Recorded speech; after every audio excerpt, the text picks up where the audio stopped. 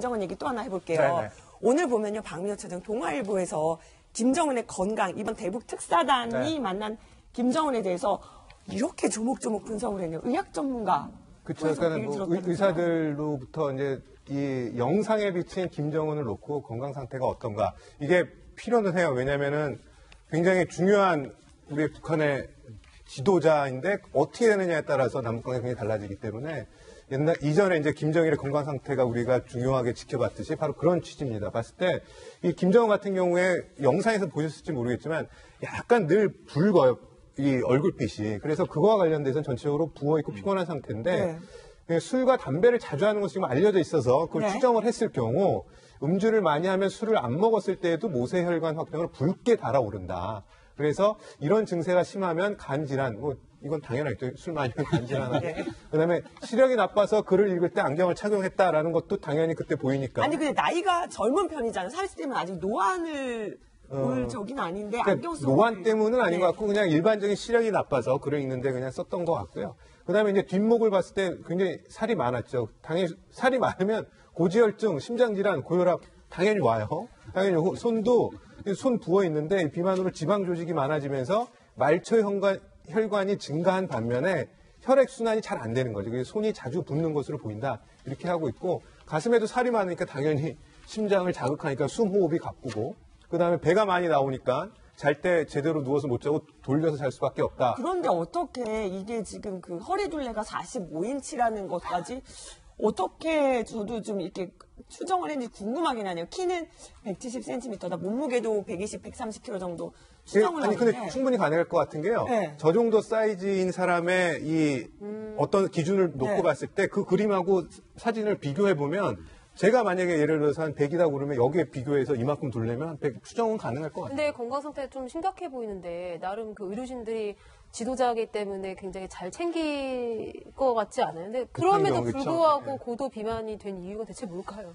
뭐 거인밀성 이미지를 계속 형상화해야 되기 때문에 그러니까 일부러 빼자. 그렇죠. 그러니까 일부러 만든 겁니다. 왜냐하면 자기 할아버지인 김일성이 굉장히 거구에 이렇게 좀 퉁퉁한 그 모습이었고 실제로 그 모습 자체의 외양을 그대로 따르고 있거든요.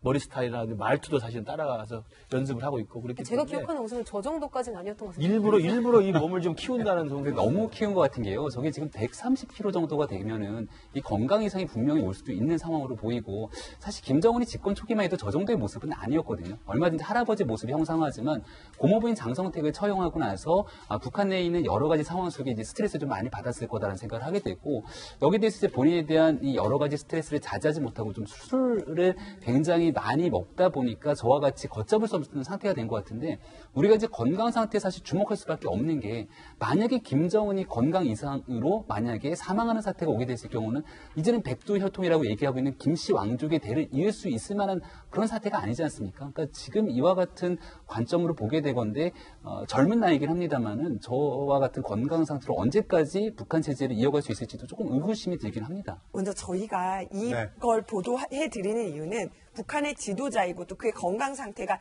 미치는 어떤 또 남북 관계 또 여러 가지 세계 정세에 미치는 영향 때문에 이 소식을 전해드린다는 걸 말씀을 드리고요. 김근식 교수님 제가 하나 더 추가 질문이 있는데 보면은 다리는 이제 2014년에 통풍이 와서 절었는데 이제 좀 이번에 만났더니 걸음걸이는 좀 이상이 없어 보인다. 그렇죠. 그때 한때 다리를 절룩거리는 모습이 화면에 잡혀서 무슨 이상이 있구나라고 우리 이제 언론들이 다 관심을 가졌었고, 그런데 지금 나타난 걸로 봐서는 뭐 거듭되는 이상한 게 없고 자연스럽게 돼 있기 때문에 아마 우리 김 박사 말씀하신 대로 저 정도의 다리 절룩거릴 정도의 무슨 아픔이 있으면 그때는 뭐 몸 비만 문제가 아니라 사실은 이제 온갖 최고의 진료진들이 붙어가지고 아마 치료를 했을 겁니다. 그래서 아마 통풍으로 인한 저 다리 절뚝거리는 건 조기에 아마 치료가 됐을 것 같고, 건강 관련해서는 젊은 나이니까 버틴다는 것도 있지만 또 하나는 폭음, 폭식, 이 폭주 이게 굉장히 중요할 겁니다. 왜냐하면 지금 북한의 최고 지도자로서의 절대 권력을 행사하는 사람이지만 엄청나게 많은 스트레스가 있지 않겠습니까? 단 한 번이라도 마음을 풀 수 없는 그런 상황이 또 있고 그렇기 때문에 그런 것들에 대한 스트레스를 먹는 것, 술로 푼다고 한다면 이런 비대한 몸, 그다음에 이런 좀 위험스러운 몸이 계속 만들어질 것 같아서 우리는 내자면 북한의 지도자로서 김정은의 몸 상태가 굉장히 중요하죠. 언제 어떤 일이 생길지 모르기 때문에 그러면서 모두 주도 면밀하게 예의주시해야 될 것 같습니다. 제가 봤을 때는 김정은의 건강은 북한이 알아서 잘 챙길 것 같아요. 그냥 우리 건강 잘 챙기고 한번 지켜보죠. 아니, 저도 그냥 이렇게 해서 어떻게 하면 건강해질 수 있다 이걸 보면서 저도 다시 한번 이렇게 재점검을 하게 되네요.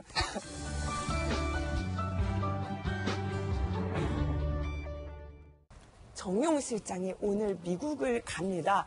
자, 트럼프에 건넬 김정은의 회심의 카드는 뭘까요? 그런데 오늘 공통적으로 신문에 많이 실린 사진이 있는데, 정용 청와대 국가안보실장의 수첩이 또 이렇게 사진에 찍히기도 했네요. 무슨 메시지 들고 갈지 일단 궁금합니다, 김우식 교수님. 우선 평양을 다녀와서 정의용 실장이 구체적으로 브리핑하는 과정에서 트럼프 대통령을 만나러 방미하겠지만 미국에 가서 또 구체적으로 전할 또 카드가 있다. 여기까지만 이야기했습니다. 내용을 밝히지 않고 있기 때문에 아마 이제 떠나게 되는데 가서 어떤 김정은의 구체적 제안을 트럼프에게 전달할 것인가가 초미의 관심사입니다. 그래서 아마 저 신문에서도 정의용 실장의 이 수첩을 보여주고 있는데 저 내용에는 이제 깨알같이 적혀 있으니까 김정은의 여러 가지 이야기들이 저 안에 있겠죠. 근데 오늘 도하 각 신문에서는 그 김정은이 제시한 회심의 카드에 대해서 이제 여러 가지 추측을 하고 분석을 하고 있습니다. 몇 가지가 나와 있는데 우선 동아일보 같은 경우에는 북한의 김정은이 트럼프에게 던진 회심의 카드는 정상국가로 대우해달라. 이 카드였다는 거예요. 그러니까 적어도 북한과 미국이 비핵화를 협상하기 위해서는 우리 북한을 정상국가로 대우해주면 하겠다라는 건데 이 정상국가 대우는 굉장히 포괄적인 내용입니다. 그러니까 당장 제재 완화부터 시작해서 테러 지원국 지정 해제부터 시작해서 결국은 북미관계 정상화까지 가는 정식 수교까지 가는 굉장히 긴 여정의 정상국가를 요구하는 것이어서 저 이야기는 과연 어떤 식의 시나리오와 로드맵을 가지고 있는지를 지켜봐야 될 것 같고요. 또 다른 신문 조선일보에서는 트럼프에게 던진 김정은 회심의 카드는 ICBM을 지금 개발을 중단하겠다는 카드라는 겁니다. 그러니까 왜냐하면 트럼프가 가장 지금 불편해하는 게 자기 미국 본토까지를 겨냥한 북한의 장거리 탄도미사일 발사잖아요. 근데 장거리 탄도미사일이 거의 다 미국까지 포괄하고 있다고는 합니다만 완성 단계로 미국을 아직 보고 있지 않기 때문에 트럼프에게 자 완성 직전에 그럼 내가 ICBM 발사를 여기서 중단하겠다. 그리고 협상을 하자. 이렇게 하면 트럼프에게는 굉장히 좀 편한 제의가 될 수 있다는 생각에서 아마 그 부분을 하고 더불어서 또 하나 카드 나오는 게 이제 그 미국의 이제 북한에 연계되어 있는 한국계 미국인 3명도 석방하겠다는 카드도 아마 포함되지 않을까 이런 등등의 여러 가지 각종 분석이 나오고 있습니다. 근데 저 분석이 크게 틀리지 않을 것 같아요. 그러니까 정용 실장이 와서 이제 김정은의 소위 얘기하는 워딩, 그러니까 말이 전날 말이 있는데 그거는 공개하지 않겠다. 직접 가서 얘기하겠다고 했는데 저 세 가지가 거의 맞을 것 같고요. 정용 실장이 북한을 갔다 온 다음에 맥메스터 국가안보 보좌관하고 통화도 했다고 청와대가 설명을 하고 있어요.